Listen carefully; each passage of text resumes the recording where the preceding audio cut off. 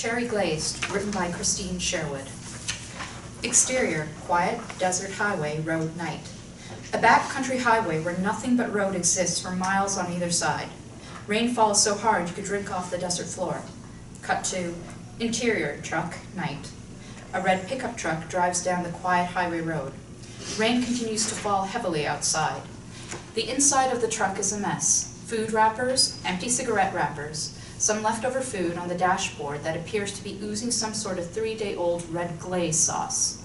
Rachel, 32, sits in the passenger seat, disgusted by her surroundings, resigns to crossing her arms so she doesn't have to touch anything. Her reflection in the window shows she is not in a good mood. They pass a lone gas station, a bit run down, and its neon sign only half illuminated.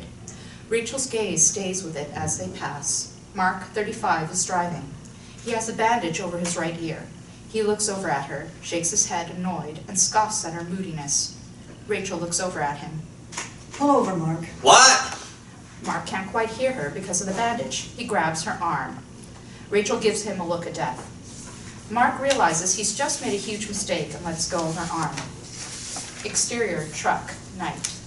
Mark pulls the truck over. Rachel jumps out, pulls her hoodie over her head, pulls the back of her hoodie over her bum. Charlotte, I screwed up. I know I messed up.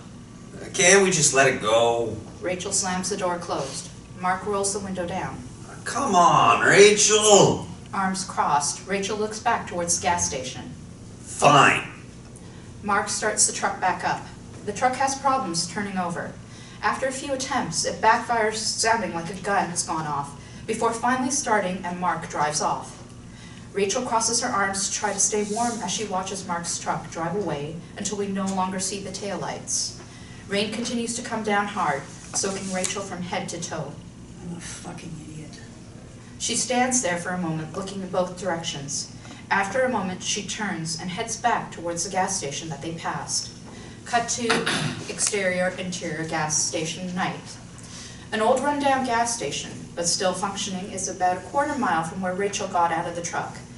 A barely working neon sign helps cars along the highway find it, while the gas pumps sit under a leaky roof lit up by a dingy fluorescent yellowish green light.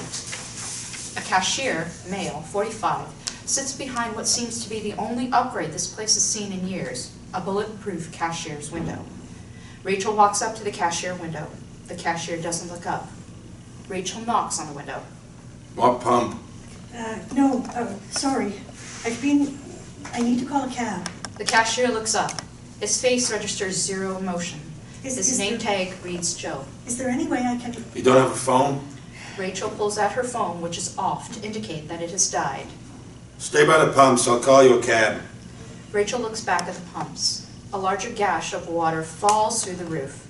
She looks back to Joe, who picks up the phone, then mutters something about finding the number. Where's that number? Rachel heads over to the pumps, dragging and scraping her feet along the ground. She sits on the little platform the pump sits up on. Bringing her knees to her chest, she tries to stay warm. Just as she pulls the bottom of her hoodie over her knees, Joe calls her back over. 20 minutes. Rachel doesn't say anything. Instead, she stands there, shivering. Joe just stares at her. Rachel continues to shiver and not move. Just as she reluctantly starts to move, Joe changes his mind. There's a hand dryer inside the bathroom. You can dry off in there. Rachel is grateful. Joe comes around from behind his desk to unlock the door. Still shivering from the cold, she nods her head in thanks. Joe points to where the bathroom is, and Rachel heads there. Cut to interior gas station, night. Rachel comes out of the bathroom damp, but at least it's better than being soaked. She keeps the hood up over her head. You have time to dry off more. I'm okay. Rachel wanders around the store. When she's out of eyesight, Joe watches her through the security mirrors placed around the store. Really, appreciate your help. No problem. Sorry about making you wait out there at first. But it's cool. It's late and you don't know me. Rachel opens the cooler with her hand covered with her hoodie and grabs a soda.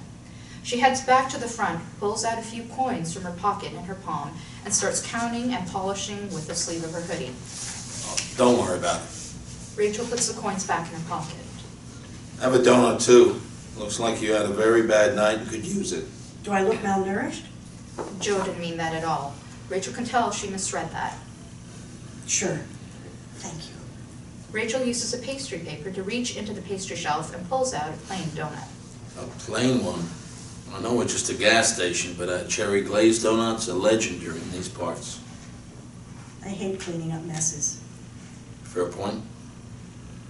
Thought I'd tell you, nothing beats the sweetness and how delicious it tastes. All that makes up for it. You know what? Hand me one of them. Rachel puts her own donut and soda on the counter and heads back to the pastry shelf. A cherry glaze? You act as if God made them. I don't believe in God, but I do believe in my wife's talents. Rachel grabs 2 donut papers, grabs a cherry glaze, and hands it to Joe, making sure to hold on to the outside paper. She has an Instagram of all her donuts if you want to follow her. Rachel puts the wrapper in her hoodie pocket without Joe noticing. I'm not on Instagram. Rachel jumps up onto the counter to sit. Joe takes a step to the side to give her room. Fair enough. She's really into it. Though I guess if you're not into it. Rachel dusts off the crumbs from her hands when she finishes the donut and interrupts Joe. It must be pretty lonely out here. Does your wife come to visit you? Joe scrunches his face and shakes his head no while finishing his donut. So, any crazy weirdo stories? Come on, entertain me while I wait for the cab.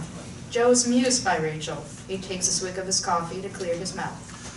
No weirdo stories, sadly.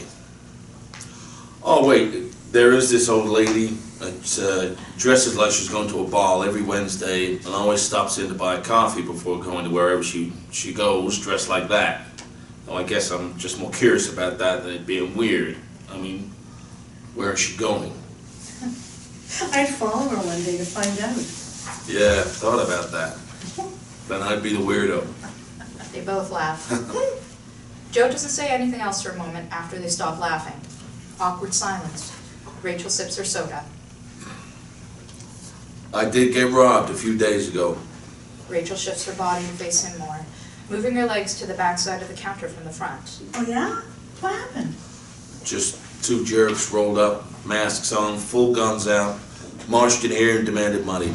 I gave them some, but then when they weren't fully paying attention, I grabbed my gun and got a shot off before they fled. Figured at least grazed one of them before he dropped the money. Wow.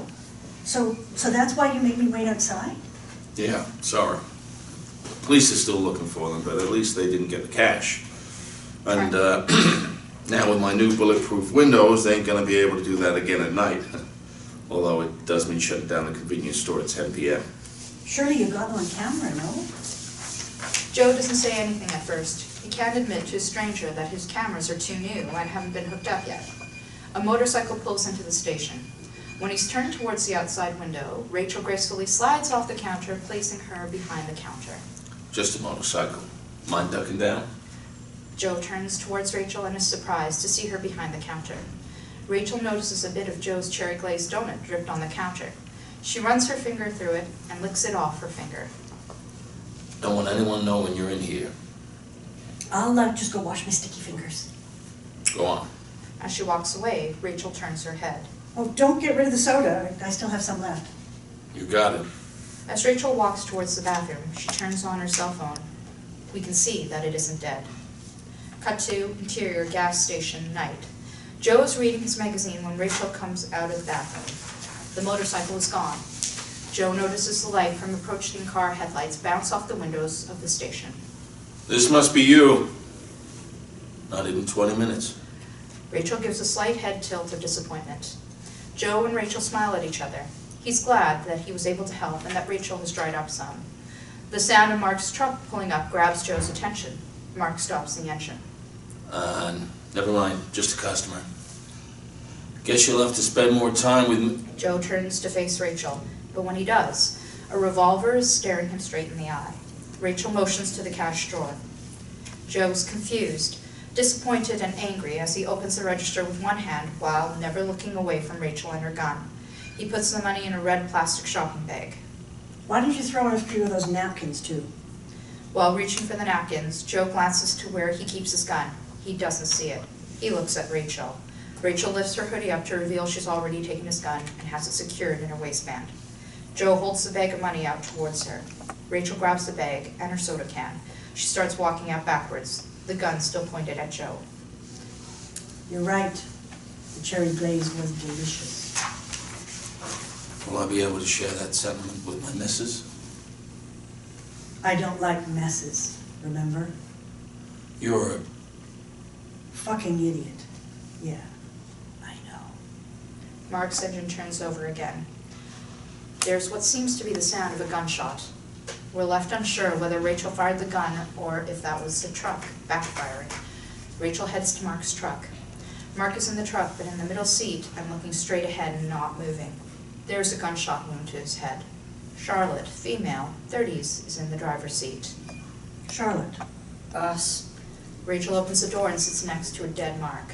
Mark's head starts to fall towards her. She pulls out a few napkins and uses them to push his head away from her. Rachel looks at Charlotte with her eyes indicating that Charlotte should start driving. They drive away and down the deserted highway. The end.